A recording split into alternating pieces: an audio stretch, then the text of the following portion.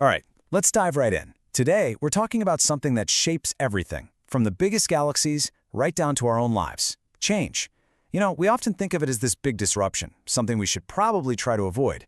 But what if that's completely backward? What if change isn't some chaotic exception, but the most fundamental rule of everything?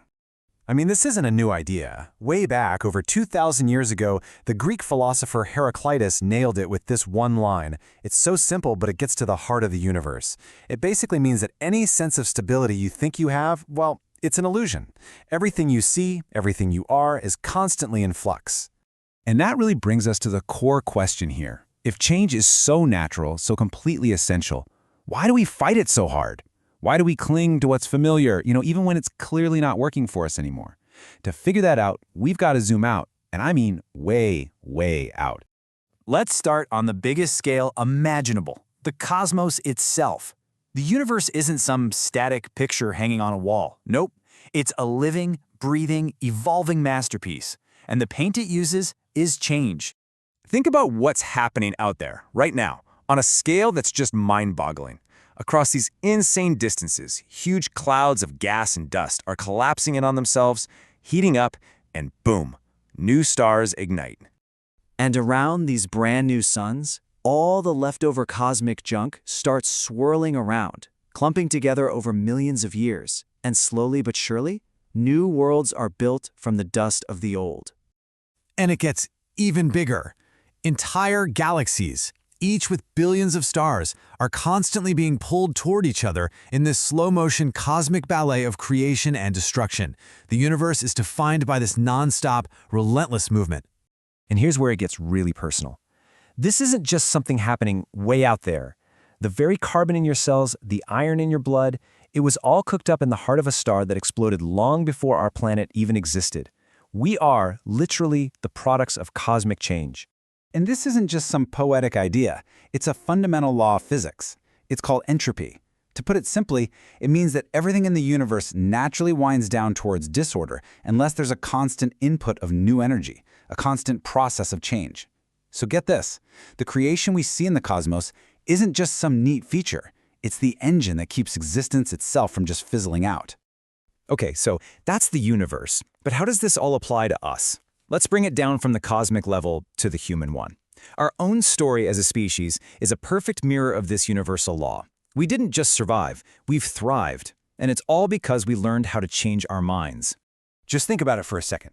Every single leap forward we've ever made, from the very first stone tools all the way to sending people to the moon, every single one happened because someone, somewhere, dared to ask, hey, is there a better way to do this? Progress is literally built on the guts to change how we think. Socrates knew this inside and out.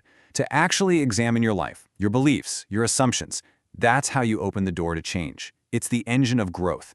To just refuse to question things, well, in a way, you're not really living. And fast forward a couple of millennia, you've got the philosopher Bertrand Russell saying the exact same thing. He's reminding us that real progress means we have to actively challenge the stuff we think we already know for sure. It's about being brave enough to put our favorite ideas under a microscope. Now, let's wade into an area where this gets really tough, but maybe more important than anywhere else, our spiritual beliefs. This is often where the resistance to change becomes a brick wall. When you look at spirituality, you really see two completely different ways of thinking about truth. On one side, you have rigid dogma, this idea that truth is locked away in some old text, that it's finished, final. And on the other side, you have this idea of an evolving faith, something that's dynamic, a lived experience, that actually grows as we learn more about the infinite universe around us. The philosopher Spinoza had this incredible take on it. He basically argued that our spiritual growth is directly linked to all of our other knowledge growing.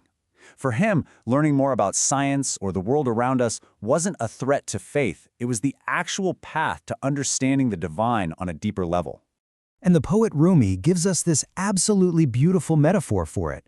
He's suggesting that our inner world, our soul, is supposed to go through seasons, just like nature. It's meant to have periods of birth and growth and renewal. Trying to cling to one season forever, well, it's just not natural. So, what's the flip side? What happens when we just refuse to evolve? What are the real consequences of digging in our heels and trying to fight this universal current of change? Well, the results are pretty predictable, and they are never, ever good. You see, on every level you can think of, stagnation is just a form of decay. We see it throughout history, with entire civilizations that couldn't adapt and just disappeared. We see it with powerful ideas that turn into empty, hollow rules when people stop questioning them. And we feel it in our own lives, when refusing to grow just leaves us feeling stranded and out of touch with the world as it actually is. And history gives us this perfect, painful example. When the church fought against Galileo's discoveries about the solar system, it didn't stop the truth, it didn't preserve faith, all it did was damage its own credibility for centuries by clinging to an old, outdated model. Fighting reality is always a losing game. Now, this might all sound a little intimidating, but here's the good news. We are all born with the single most powerful tool there is for navigating a world that's in constant motion. It's the open mind. And listen, this isn't about just believing anything you hear. It's a discipline. It's about having the humility to admit that no matter how smart we get, our understanding of this ridiculously complex universe is always going to be incomplete. It's simply the commitment to never stop learning. And who could possibly say it better than Einstein? This is the man who completely revolutionized how we understand space and time. He knew that real intelligence isn't about knowing all the answers. It's about having the mental flexibility to change your mind when you get new information. And that brings us right back to where we started, with Heraclitus and his river. Reality is just like that river. It's always moving, it's always new. The person you were a moment ago is already gone, and the river itself has already changed. So at the end of the day, here's the real takeaway. The universe is going to keep on changing, whether we like it or not. That river of time and reality is going to keep flowing. The only choice we actually have is whether we're going to spend all our energy fighting the current or if we're going to learn how to flow with it. So, the question is, what are you going to choose?